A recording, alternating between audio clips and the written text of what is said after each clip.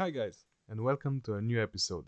Today I would like to present a comparison between four brands of engine oil: Toyota Oil, Bardahl, Motul and Shell, where we'll test some of the key performance parameters as lubricity, cold viscosity and evaporation.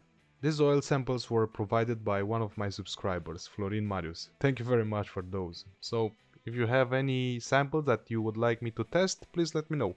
As some of you may know, I've already tested Shell that was made in Turkey, and it came out with the worst lubricity performance thus far. Well, don't worry, now we have a new champion. In any test in which the results are questionable, I'll always check if the parameters are correct and redo the test just to make sure that the results are reliable. In all cases, the results were the same. I've done the same thing with Castrol Edge and I've tested that one at least 5 times with the same result, so we can assume that the results are stable.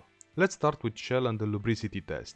This will give us an idea of how good an engine oil is protecting the engine against wear and tear. If you watched the previous episode, you probably know what I'm talking about and how this test is performed. But just to recap, a bearing race is spinning in the tested oil with a constant speed and the oil is heated to exactly 90 degrees using a temperature controller. On top of this spinning race, a bearing roller is pressed on it with 6 kilograms. This creates a starting pressure that ranges between 1470 and 1180 bar, which decreases as the test advances. The remaining mark on the roller is then measured using a feeler gauge as reference.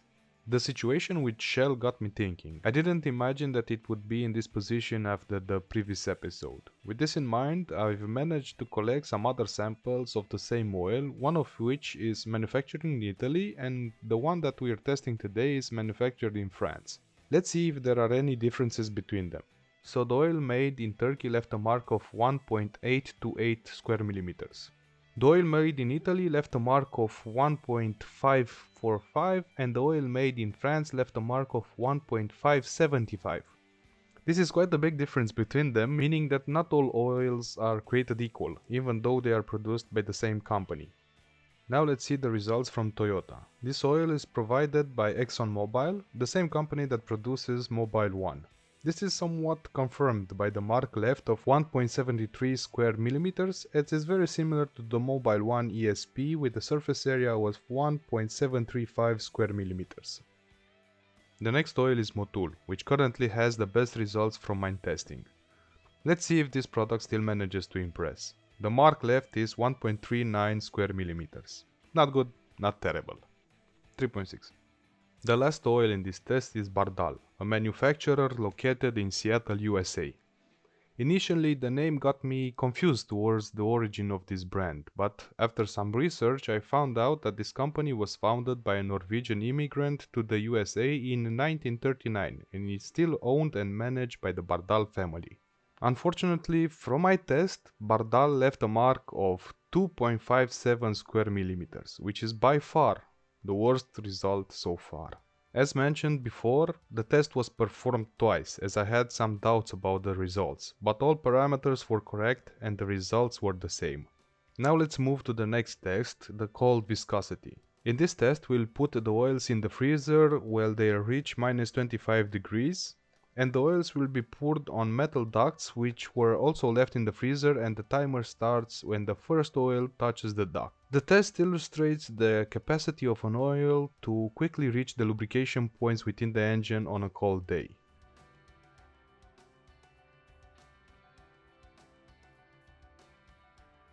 In the first place is Shell, followed by Motul. Bardahl is third and Toyota last.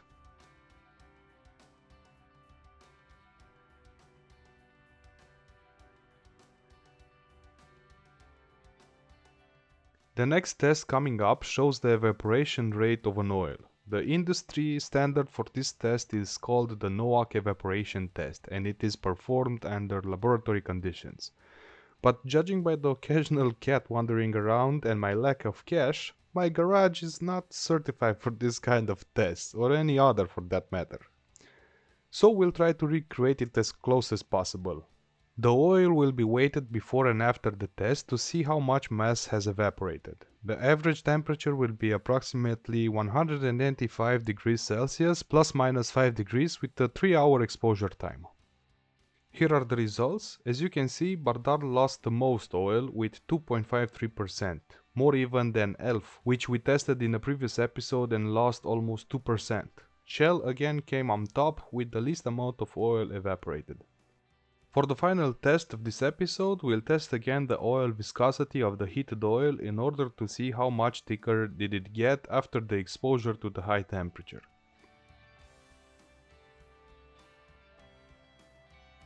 It seems like Shell wants revenge for the poor results it got last time. It's again in the lead, followed by Motul, third is Toyota this time, and last is Bardahl. I have to say, it doesn't look that good for Bardahl. So this concludes our comparison for this episode. This is the table with all the results and soon I'll make it available for download. Comparing the results, Shell did a really great job coming first on almost all tests, with the exception of the lubricity test, and even that got a result that was not bad. Motul did a better job than Shell at the lubricity test, where it had the best results from this episode and came second in the rest of the tests. Although not the best results for a product from Motul, it still managed to perform very well. The oil from Toyota was slightly inferior to the previous mentioned product, but overall it's very similar to Mobile One, which is a good thing. Lastly, Bardahl, which had the worst results so far from these tests. In my opinion, any oil that has a score below 2 square millimeters in the lubricity test is acceptable. Everything close to this score or higher I would not recommend. Furthermore, this also had a poor result in the evaporation test with a loss of 2.53% and over 21 seconds in the viscosity test. Ouch. In future episodes we'll also test semi-synthetic oils and mineral oils to see how these compare to the rest of them. I hope you'll find this episode useful. Once again, I would like to thank Florin Marius for supporting this episode with the oil sample sent, and of course to everyone who watches my content. If you like this comparison test and you would like to support me, I've opened a Patreon page which you can find in the description. Thank you for watching, see you guys in the next one. Bye bye.